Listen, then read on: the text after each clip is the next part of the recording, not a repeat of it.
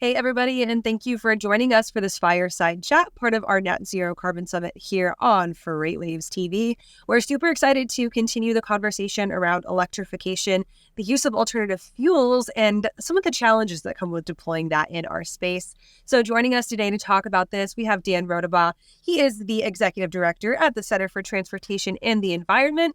Dan, thank you so much for being here and being part of our conversation today on our Net Zero Carbon Summit. Thanks for having me. Looking forward to it.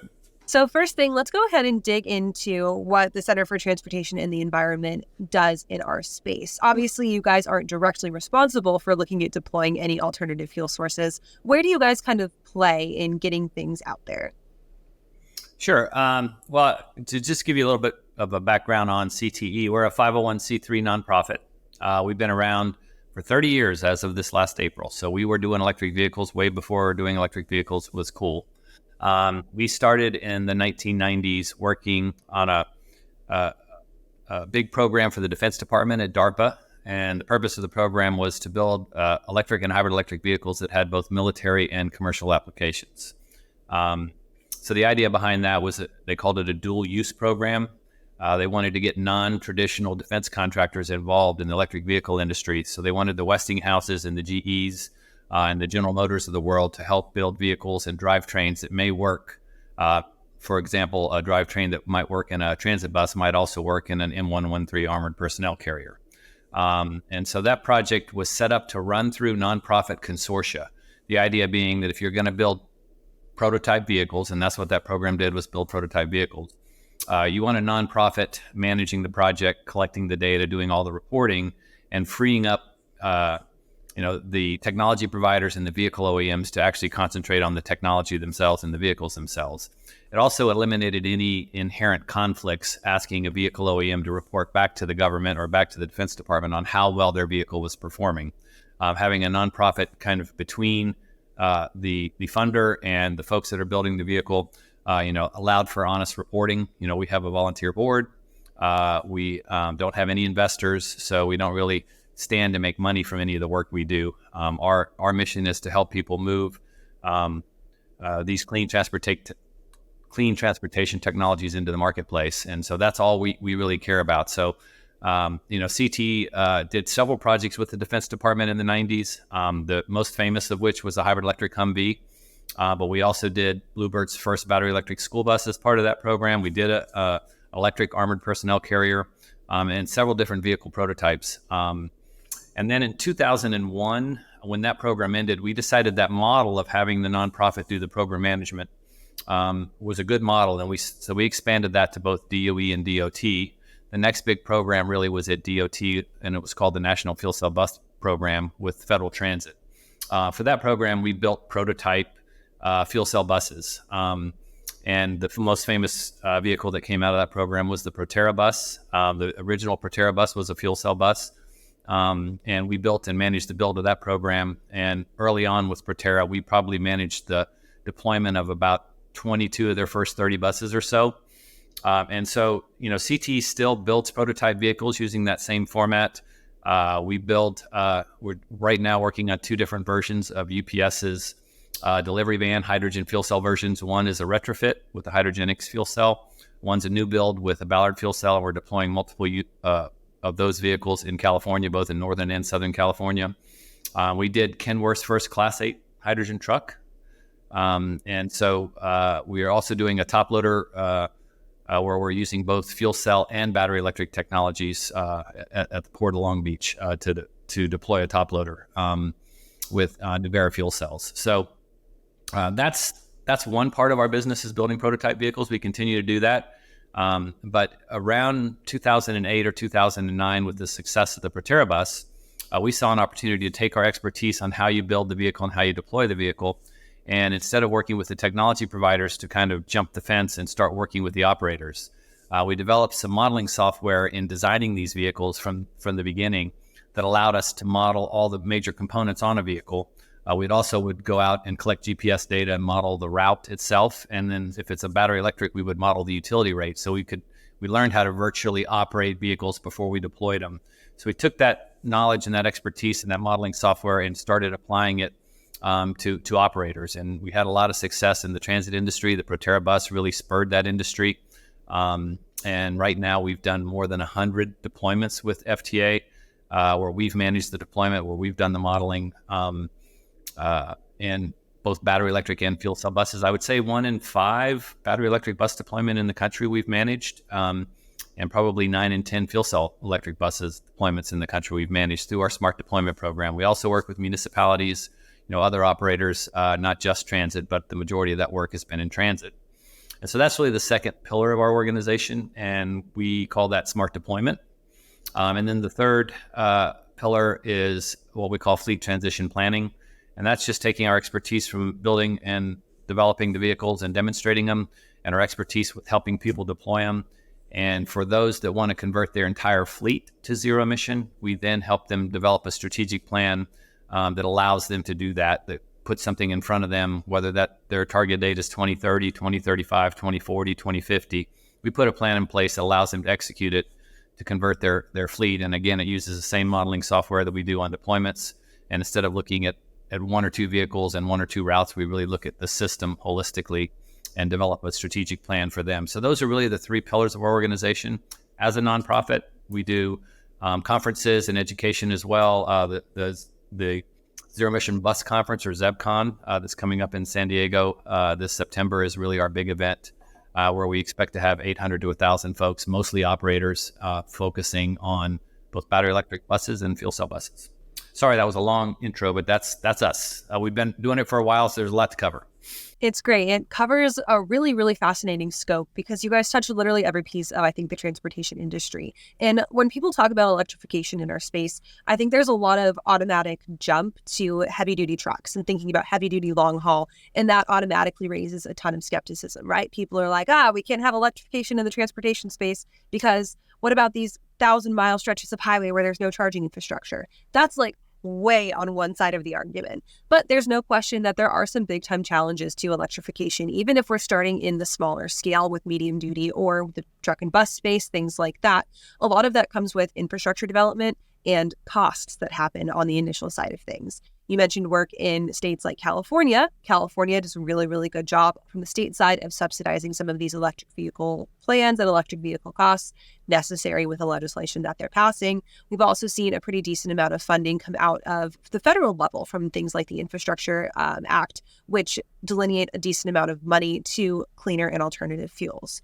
What are some of those big time struggles that a lot of the folks that you're working with right now having to deal with when it comes to either electrification or just deploying the first steps to get to alternative fuels?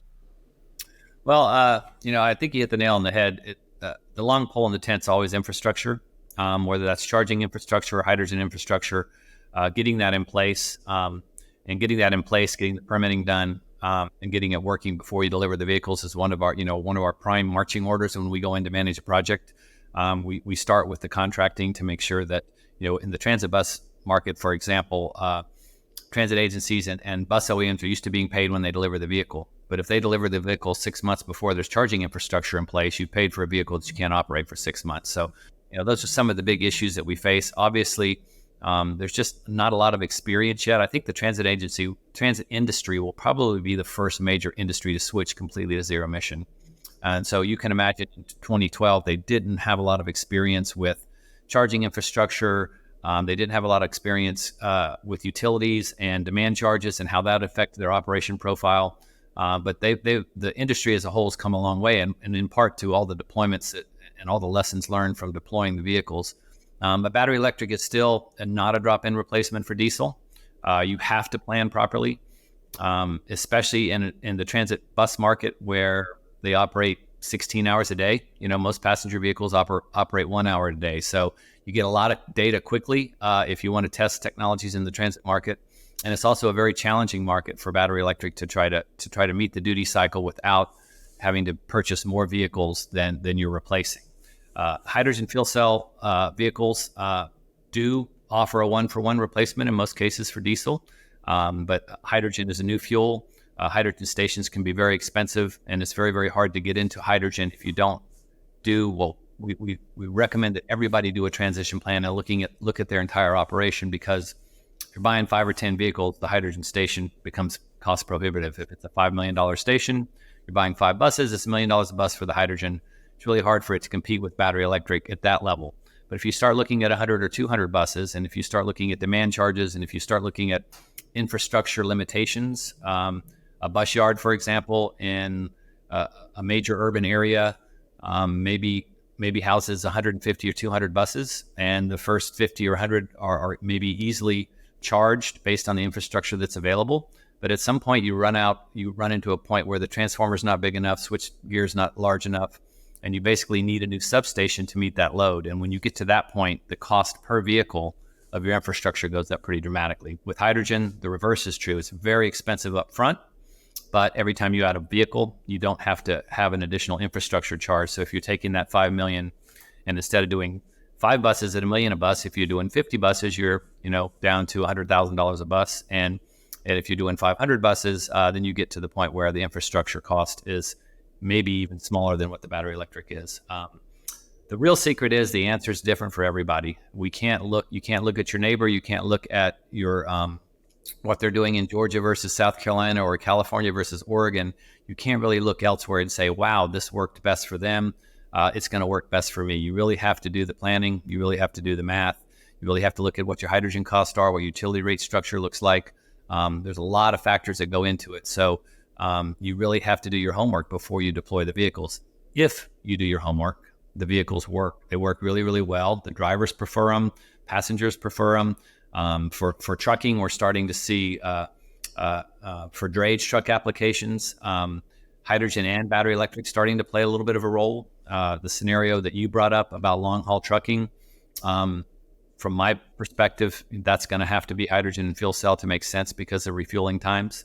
Not just refueling times, but the demand charges that would be incurred if you try to fuel very, very quickly, very large battery packs.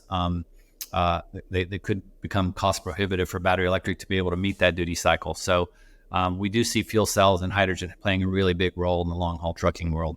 So I'm here in Chattanooga, Tennessee, and I think that we pride ourselves really well on being a space for transportation advancements. One of the things that works very well in our urban areas, we have a fleet of about 30 to 35 electric passenger shuttles, which run pretty much in our downtown urban area. They take the place of a lot of our city buses running downtown instead. People love them. They're absolutely free for use. And that's something that I think has been implemented and deployed. And as you mentioned, it's different. It's not a one-size-fits-all solution, but it works very well in our urban area. And I think that it shows the possibility that can be used and then deployed for passenger transport as well as eventually potentially goods transport if you're looking in kind of a short to regional haul space. We mentioned that not one-size-fits-all solution. So of course, that comes with a lot of players that have to be in the space, whether that's a tech provider or whether that's a producer of batteries or an OEM. And in the last kind of 2 years, we saw this run up of people who were in the electrification or alternative fuel space. And now we're starting to see some of those startups are starting to fall off of the map. Do you think that this is either an opportunity for one to kind of emerge in front or an opportunity for maybe some established players, whether that's an OEM or a battery maker or a drivetrain maker, to really step in and become that leader in the electrification space? And how much has that shakeup, I guess, in who's been playing in the space really helped contribute to a lack of development or deployment in electrification? Yeah. Well, there's really 2 parts to that. And let me address your first one first. Yes, Chattanooga, we helped put that bus system in the 90s. That has been operating since 95 or 96. They were one of the first projects out of our DARPA program. We use Chattanooga as an example all the time. Those buses have 36 kilowatt hour battery packs. For those of you that are familiar, a new 40-foot transit bus from Gillig or from Proterra or from New Flyer, BYD, you're looking at this in the 600 to 700 kilowatt hour range. So, you've got packs that are, 10, 20 times larger now. They still don't necessarily meet all duty cycles, but it's pretty amazing to me that a 36 kilowatt hour pack, if planned for properly and deployed properly, and in Chattanooga, they do a 3-mile flat circulator route. They do a battery change midday, and those buses have been operating day in, day out, and they work. And it's just an excellent example. You can make it work if you plan properly. So I wanted to put that in because I think anybody should go see what happens at Chattanooga. You have 5-minute headways from a transit perspective. That's fantastic. It's on a long linear route. So you can see the next bus coming when you get to, if you miss a bus by 30 seconds, you can look down the street and see another bus coming. So people use that shuttle and they use it in lieu of parking downtown. So the whole downtown has really been redeveloped around that shuttle system. So it's just an excellent example of making the technology work and of proper planning, and not just planning for the technology, but the urban planning that went around that system is pretty amazing, and the way that it really reinvigorated downtown Chattanooga. So I just wanted to put that plug in. I didn't know you were in Chattanooga, so that's great that you're there. So you talk about companies failing in the space. I think with any new technology, you're going to have that. I don't think that it's much different here. We, like everybody else, were hit pretty hard by COVID. If you're a vehicle manufacturer and you're building an electric vehicle and you're putting it into the marketplace, you're trying to push against 110 years of installed infrastructure for diesel and for fossil fuel engines, and you're trying to compete with technologies that have much larger volume and have been around a lot longer. And they were really starting to get their foothold, and COVID really hurt supply chains around the world. And it's really hard as a startup to be able to weather that storm that COVID is. And it's really hard to continue to improve the technology if you've got orders that are backed up for months on end. We're seeing that in the transit bus industry with Proterra struggling and other bus OEMs. The timeline has been drawn out a lot due to COVID. The supply chains are not as mature as we had hoped. And so we're seeing, a lot of damage to some players in the industry. But as we said, the technology works. And for every company that's struggling, there's a company that's finding an awful lot of success in the EV industry. And we're still very, very, very, very bullish on the future of zero emission in transportation, specifically in medium and heavy duty applications. It's going to be interesting to watch, especially as we kind of get more funding from a government side of things, as we start to kind of win over the court of public opinion, and as more folks, maybe travel to Chattanooga and see that electrification is a true viable option, especially when it comes to transport in a developed urban area. Dan, thank you so much for joining us for our Net Zero Carbon Summit today. Fascinating topic to touch on. If people want to get in touch with you guys at the CTE, maybe check out some of your projects or what you guys are working on, where can they go to do that? Yeah, our website is www.cte.tv as in television. There's some downloads there on all our projects. We've got about 130 active projects in the U.S. Right now, both deploying vehicles, planning, doing strategic plans for people that want to transition, and doing prototype demonstrations. So we're very active all across the country, and we're happy to work with all technology providers in this space, help them get a vehicle built and demonstrated. And for operators, we're happy to go help them deploy properly. If you, like I said, and I've said it over and over, if you plan properly, these technologies work. You're going to love them, but it's all in the planning and the proper preparation for how you deploy them. All right, Dan, thank you so much for joining us. We appreciate it, and we'll be sure to keep an eye on what you guys are up to soon. All right, thanks. Pleasure meeting you, Kaylee. Thanks for the time.